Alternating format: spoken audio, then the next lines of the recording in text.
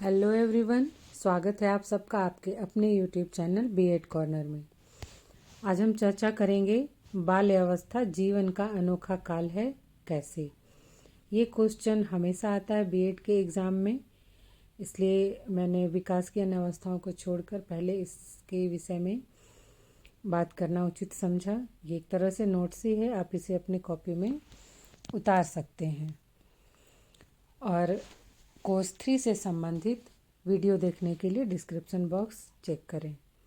तो आइए शुरुआत करते हैं। सबसे पहले यह समझते हैं कि बाल्यावस्था है क्या।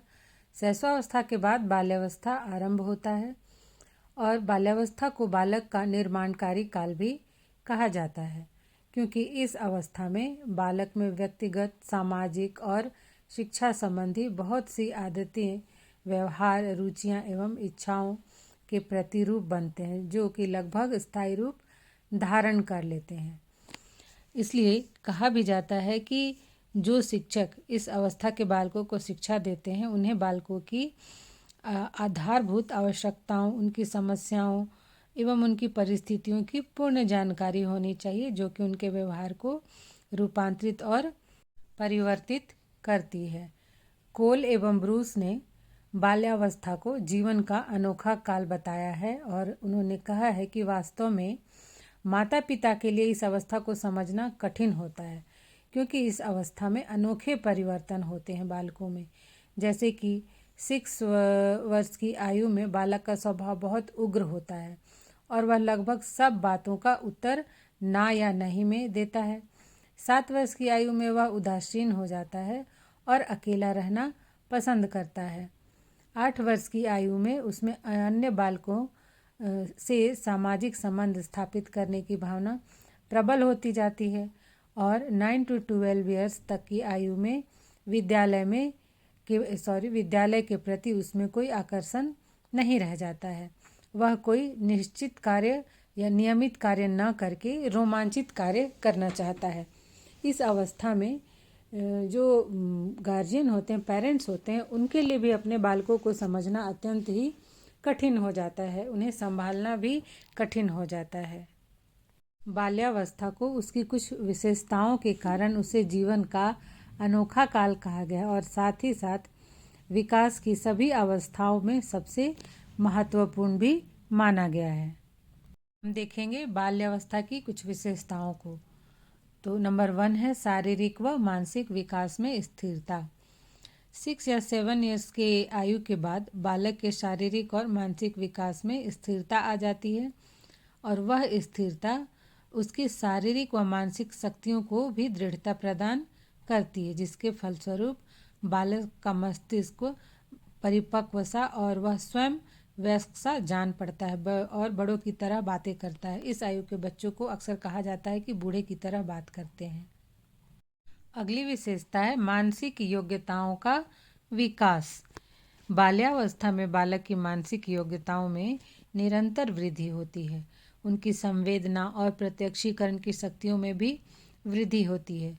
वह विभिन्न बातों के बारे में तर्क और विचार करने लगते हैं और साधारण बातों पर अधिक देर तक अपने ध्यान को केंद्रित भी कर सकते हैं और उनमें अपने पूर्व अनुभवों को स्मरण रखने की योग्यता भी उत्पन्न हो जाती है।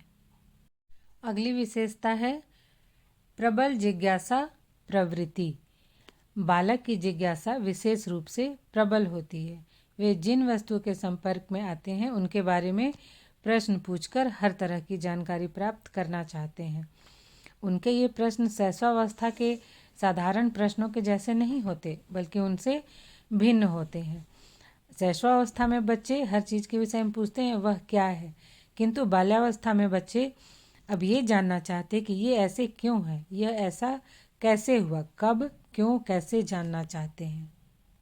माता पिता और शिक्षक अक्सर इनके सवालों का जवाब देते देते परेशान हो जाते हैं, परंतु इनका सवाल नहीं रुकता। अगली विशेषता है वास्तविक जगत से संबंध।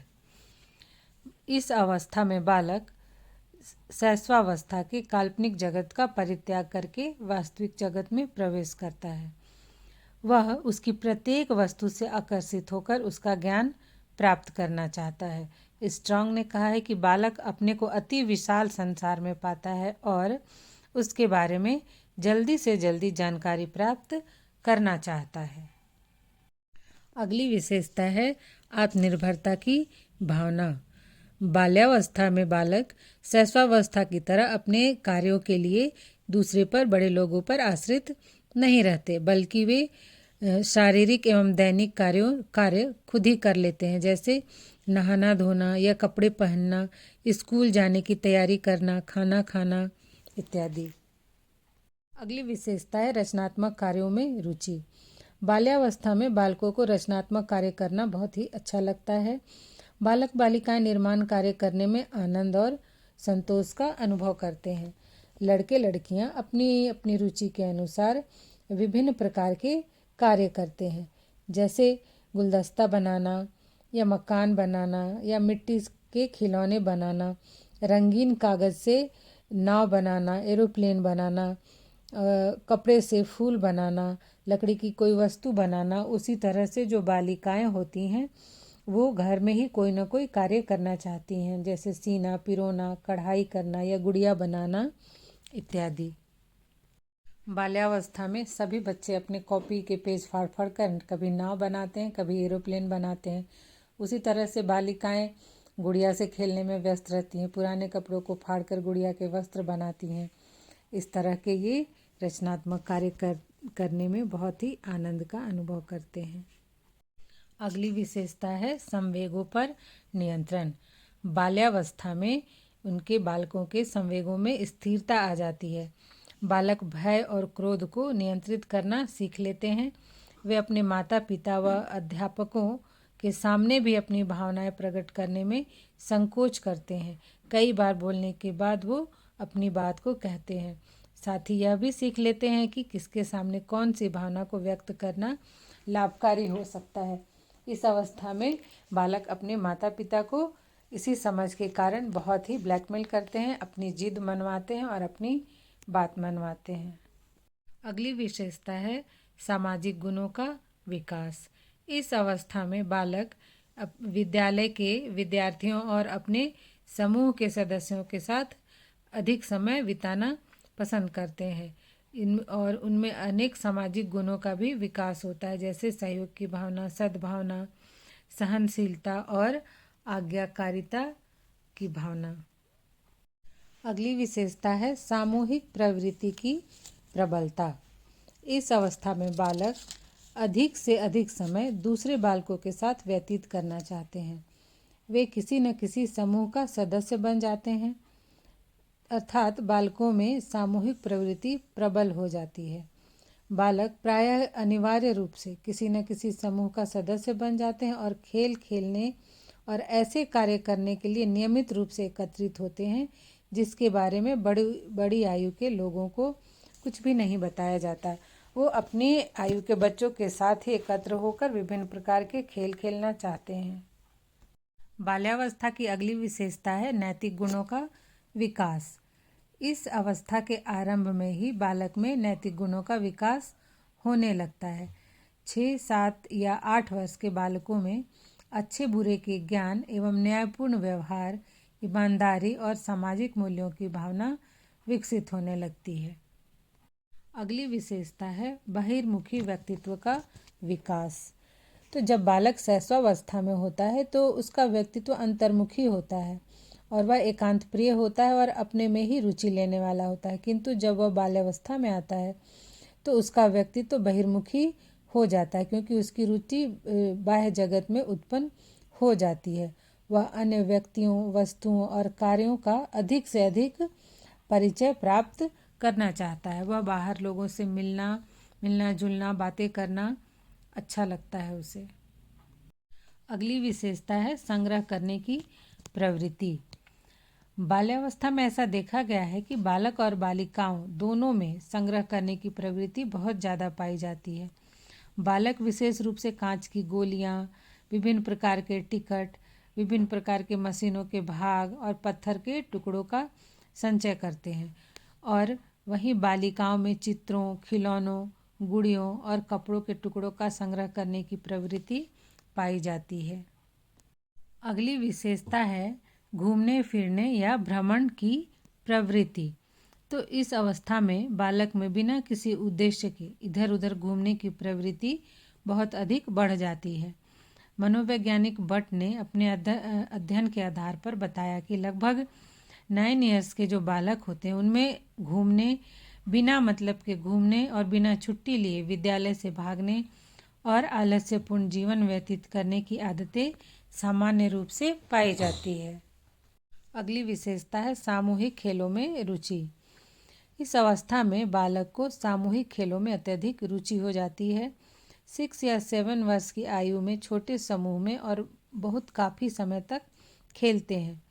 खेल के समय बालिकाओं की अपेक्षा बालकों में झगड़े भी अधिक होते हैं और 11 to 12 वर्ष की आयु में बालक दलीय खेलों में भाग लेने लगता है, क्योंकि विद्यालय में जब वह जाता है तो उसे विभिन्न प्रकार के खेल खेलने होते हैं विद्यालय में, जिससे उसमें दलीय खेल के प्रति भी रुचि उत्पन्न हो जाती है। जैसे क्रिकेट या फुटबॉल के टीम में शामिल होकर खेलना वो अत्यधिक पसंद करते हैं। अगली विशेषता है रुचियों में परिवर्तन। बाल्यावस्था में ऐसा देखा गया है कि बालक की रुचियों में निरंतर परिवर्तन होता रहता है। वे स्थायी रूप धारण न करके वातावरण में परिवर्तन के साथ परिवर्तित होती रहती हैं। बालक जब जैसे बच्चों से मिलते हैं और उन्हें जिस प्रकार की रुचि उन बच्चों में होती है उसको देखकर वो भी उसी तरह का कार्य करना पसंद करते हैं, तो इनकी रुचि अस्थिर होती है। अगली और अंतिम विशेषता है काम प्रवृत्ति में परिवर्तन। तो ऐसा देखा गया है कि शैशवावस्था के समाप्त होने और बाल्यावस्था की तक पहुंचने में बालक वातावरण से समायोजन स्थापित करने लगता है। उसका माँ से अत्यधिक लगाव कम होने लगता है और पिता से विरोध की भावना जो है उस पिता के प्रति वो भी कम होने लगती है और बच्चों में समलिंगी प्रेम पनपने लगता है, अर्थात लड़के लड़कों को अपना दोस्त बनाते हैं, उनके साथ खेलना पसंद करते हैं और लड़कियां लड़कियों को अपनी सहेली बनाती हैं और उनके साथ खेलना, घूमना और अपनी बातें शेयर करना पसंद करती हैं। तो इस प्रकार हम कह सकते हैं कि बाल्यावस्था में बालकों के व्यवहार, उनकी प्रवृत्ति, उनके सोच, उनके कार्य करने का तरीका इत्यादि बाल्यावस्था को अनोखा काल बना देते हैं। इस अवस्था में बालकों को समझना उनके माता पिता के लिए भी अत्यंत ही दुष्कर कार्य होता है, क्योंकि बालक इस अवस्था में अपनी मनमर्जी ज़्यादा करते हैं और बड़े की बात कम सुनते हैं। आज के लिए बस इतना ही। मिलते हैं नेक्स्ट वीडियो में।